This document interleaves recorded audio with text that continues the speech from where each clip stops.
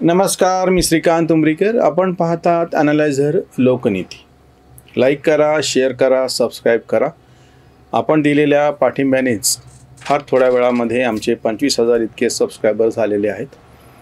त्यामुळे तुम्हाला जे जे आमचे व्हिडिओ आवडतात त्याच्यावरती कॉमेंट करा, ते शेअर करा, सबस्क्राईब करा. तुमच्या सगळ्यांच्या मनात असलेला एक विषय मी आज आवर्जून मांडतो आहे आणि तो जवळपास सगळ्याच राजकीय पक्षांच्या विरोधातला आहे. तो विषय म्हणजे घराणेशाही. जशा जशा आपापल्या उमेदवारांच्या याद्या विविध पक्ष जाहीर करत आणि असं सगळ्यात पहिल्यांदा जी लक्षात येते ठळकपणे गोष्ट की घराणेशाहीचा हा जो रोग आहे हा सगळ्यांनाच लागलेला आहे. आत्ताचे सत्ताधारी असो, विरोधातले असो, म्हणजे वेगवेगळ्या पक्षांमध्ये जेव्हा अशा पद्धतीची घराणेशाही दिसल्याच्या नंतर मनसेच्या एका निष्ठावान कार्यकर्त्यांनी त्याच्यावर कॉमेंट केली, त्याच्यावर एक पोस्ट टाकली आणि जेव्हा मी त्याला खाली विचारलं की तू दुसऱ्यांवरती बोलतो आहेस, पण अमित ठाकरे हे मनसेच्या कुठल्या तळागाळातल्या सतरंजी उचल्या कार्यकर्त्याचं नाव आहे जरा सांग तरी एकदा. मग तो अशावेळी ते सगळे कट्टर निष्ठावंत जे आहेत ते भडकतात आणि सगळ्यांना असं वाटत असतं की आपल्या पक्षातली जी काही घराणेशाही आहे ती घराणेशाही नसून खरंच काम करणारा तो कार्यकर्ता आहे, घराण्यातला असला म्हणून काय झालं. ही मखलाशी सगळेच करतात, त्याच्यामध्ये काही वेगळं बोलायची गरज नाही. हिची अगदी ठळक सगळ्यात पहिल्यांदा उदाहरण जे समोर आपल्याकडे भारतीय राजकारणात येतं. काँग्रेसवरती राग जास्त का आहे? इंदिरा गांधींचं कौतुक करत असताना सगळे असं सांगतात की त्यांनी कर्तृत्व सिद्ध केलं. त्यांच्या एका अशा कट्टर निष्ठावंत अंधभक्त कार्यकर्त्याच्या मी जेव्हा लक्षात आणून दिलं की इंदिरा गांधींना नेहरूंनी पक्षाचा अध्यक्ष केव्हा केलं होतं, यांचं असं म्हणणं होतं की नेहरू गेल्याच्या नंतर इंदिरा गांधींना संधी मिळाली आणि नंतर इंदिरा गांधी पुढं आले. मी त्याच्या लक्षात आणून दिलं की नेहरूंच्या हयातीमध्येच नेहरूंनी 59ला त्यांना काँग्रेसचा अध्यक्ष केलं होतं, जेव्हा की कितीतरी ज्येष्ठ नेते हयात होते. इंदिरा गांधी तेव्हा फक्त 40मध्ये होत्या.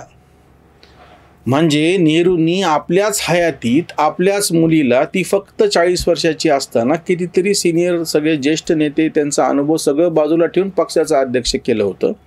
इतकंच नाही, याच इंदिरा गांधींनी याचाच फायदा घेत केरळमधलं जे कम्युनिस्टांचं पहिलं निवडून आलेलं सरकार, जगातलं लोकशाहीच्या मार्गाने निवडून आलेलं पहिलं सरकार कम्युनिस्टांचं केरळमधलं होतं. EMS नंबूद्रीपाद तेव्हा अध्यक्ष होते त्याचे, आणि ते सरकार पाडलं. 357 कलमाचा वापर करून ते सरकार पाडण्यात आलं. हे हट्ट इंदिरा गांधींचा होता. घराणेशाहीची ही प्रत्यक्ष सुरुवात होती.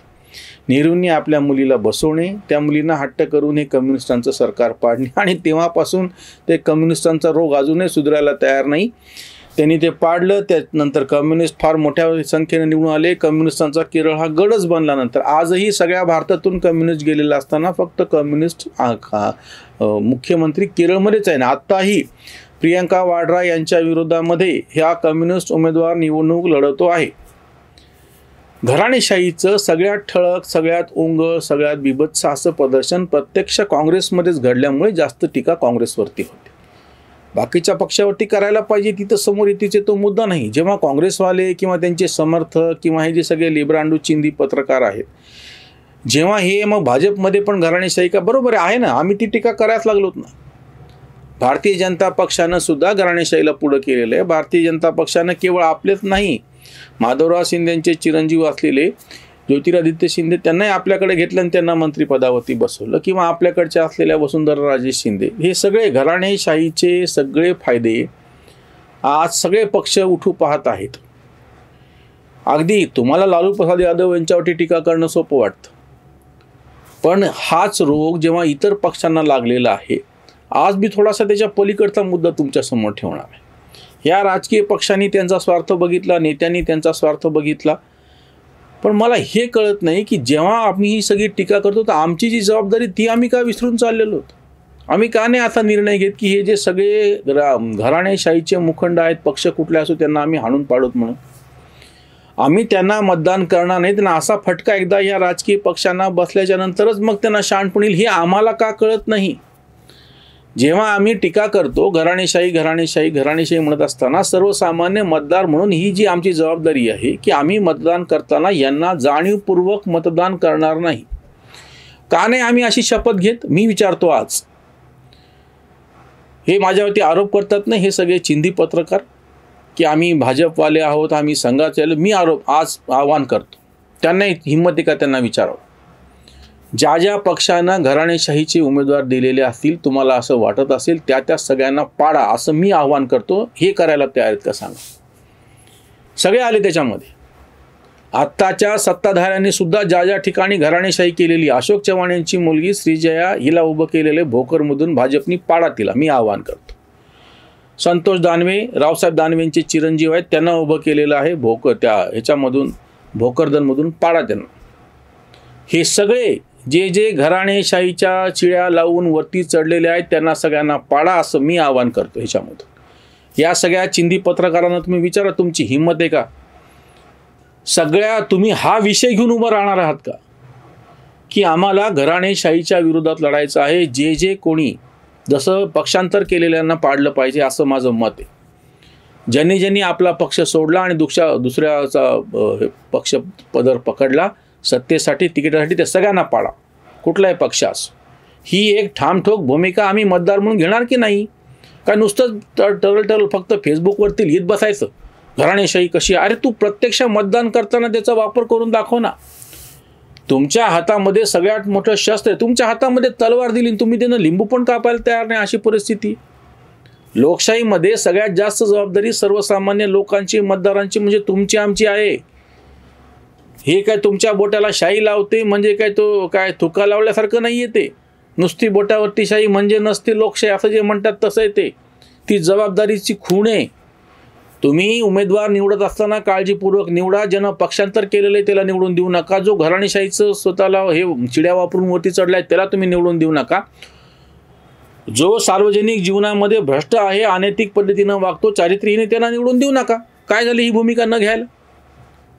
आणि असा तुम्ही चुकून उमेदवार नाहीच मिळाला, सर्वसामान्य माणूस म्हणून आपली एक मर्यादा, नोटाला मतदान करा. हे सगळे पर्याय तुम्हाला खुले आहेत ना, ते तुम्ही बाजूला ठेवता. तुम्ही स्वतः एका अर्थाने या घराणेशाहीच्या आणि बाकीच्या गोष्टीच्या हस्तक बनता आणि नंतर मग टीका करत बसता. अडचण इथं आहे पुढची. या सगळ्या वृत्तीवरती आपण कडाडून टीका तर जशी करतो तशी प्रत्यक्ष कृती केली पाहिजे. त्याच्यावरची ही उसंतवाणी. तिकीट वाटप मुलाला, मुलीला, भावाला, सुनेला घरातच. घराणेशाहीचा खेळूहाचं डाव, लोकशाही नावं घेऊन या. पोस्टर, बॅनर, भाषणेनी चर्चा, सतरंजी खुर्च्या, कार्यकर्ता. नेत्यांसाठी जाणा ही घराणेशाही, बोटांवरच शाही लोकांसाठी. बाप जाद्याची ती जणू मालमत्ता, तशी वाटे सत्ता, सत्ता तुरा. घराणेशाहीचे अवघे मुखंड, करा त्यांना थंड मतदाने. कांत मतदारा, जागा हो रे राजा, विकृतीचा बाजा वाजवया, विकृतीचा बाजा वाजवया. मतदार राजाला माझं कळकळीचं आव्हान आहे, आग्रह आहे, हट्ट आहे त्याच्यापाशी. नुसती बडबड करून होणार नाही. हे जे सगळे घराणेशाहीचे मुखंड संपूर्ण महाराष्ट्रात उभे आहेत त्या सगळ्यांना पाडा. तुमच्या कृतीनं ही एक थप्पड तुम्ही ह्या राजकीय पक्षाच्या थोबाडावरती मारलीच पाहिजे. त्याच्याशिवाय हे शहाणे होणार नाहीत. त्यांना दोष देऊन काही होणार नाहीये. तुमची जोपर्यंत कृती दिसणार नाही तोपर्यंत. आणि दुसरी महत्त्वाची गोष्ट म्हणजे हे जे फांद्यावरून उड्या मारणार आहेत ना सगळे कुंपणावरती बसलेले, तिकिटासाठी या पक्षातून त्या पक्षात, त्या पक्षातून त्या पक्षात, त्यांच्या विरुद्ध उघड प्रचार करा. तुम्हाला जर तेवढी हिंमत नसेल तर किमान मतदान हे गुप्त आहे. तुम्ही मतदानातून तरी दाखवून द्या की आम्ही पक्षांतर करणाऱ्यांना निवडून देत नाही. या उपस्थित सगळ्या उमेदवारांपैकी आम्हाला कोणी नाही आवडलं तर भले नोटाला मतदान करू, पण ह्या पक्षांतर करणाऱ्यांना आम्ही निवडून देणार नाही. घराणेशाहीचे मुखंड असणाऱ्यांना आम्ही निवडून देणार नाही. सार्वजनिक जीवनात ज्याचा व्यवहार भ्रष्ट आहे, त्याचं चारित्र्यवान तो नाही आहे, जो अनैतिक आहे, त्याला आम्ही निवडून देणार नाही. अशी स्पष्ट स्वच्छ भूमिका एक जागरूक मतदार म्हणून घ्या, अशी माझी तुम्हाला विनंती आहे. नुसतं बडबड करून, फेसबुकवरती लिखाण करून आणि असे व्हिडिओ करून काही होणार नाही. कृती केली पाहिजे. तुमच्या मतदारसंघातील जर कोणी उभे असतील घराणेशाहीचे मुखंड तर त्यांना पाडा. इथेच थांबूयात. धन्यवाद.